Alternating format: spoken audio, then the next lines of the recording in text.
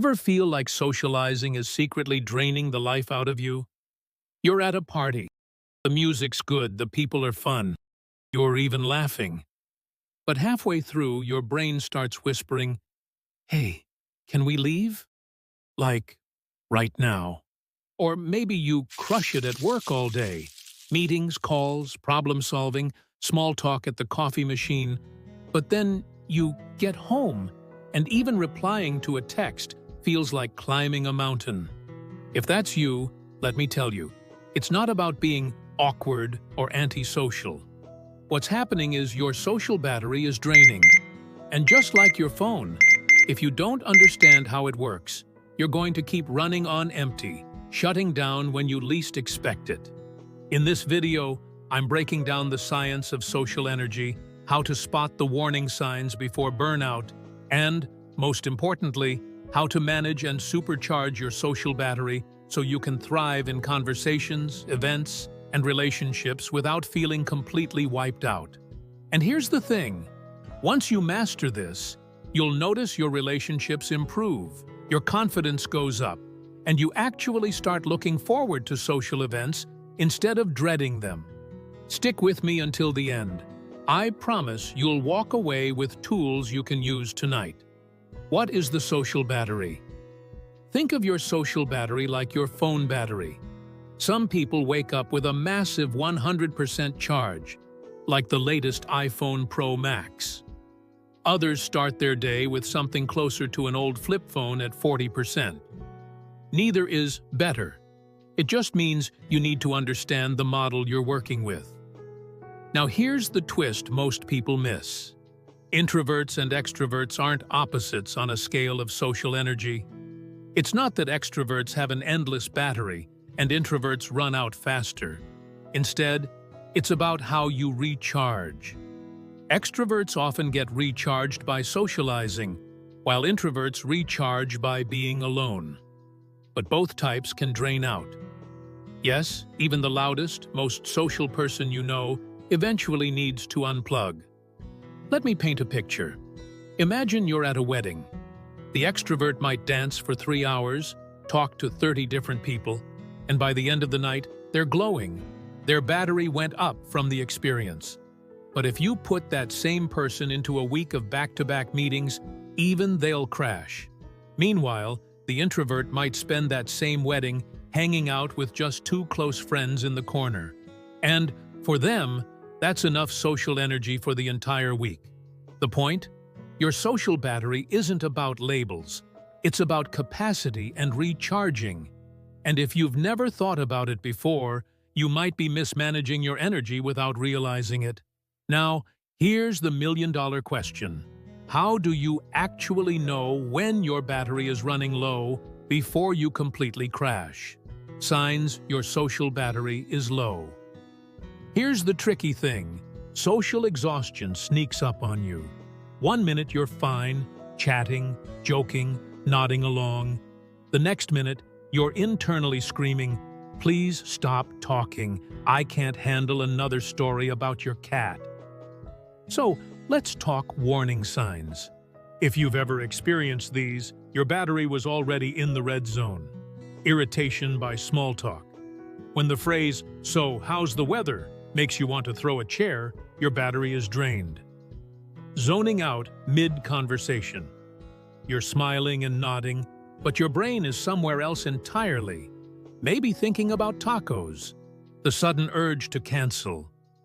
You were excited to go out, but now just the thought of putting on shoes feels impossible. Physical heaviness. This is the sneaky one. Social exhaustion doesn't just hit your mind. It can feel like your body's moving through mud. Here's a funny example. Ever been at a social gathering and you catch yourself hiding in the bathroom, scrolling your phone for no reason? That's your body literally forcing a micro-recharge. And the more you ignore these signs, the more brutal the crash. That's when you get home, collapse on the couch, and ghost everyone for 3 days. Recognizing the early signals is like spotting the low battery icon on your phone. You don't ignore it. You find a charger. But once you know you're running low, What's next? How do you actually manage your energy instead of letting it manage you? How to manage your social energy. This is where things get good. Strategies you can actually use today. Think of this as your social battery survival kit. 1. Pre-game your energy. Going to a big event? Treat it like a workout. Nobody runs a marathon on 0 sleep and a bag of chips. So before you socialize, rest. Eat well.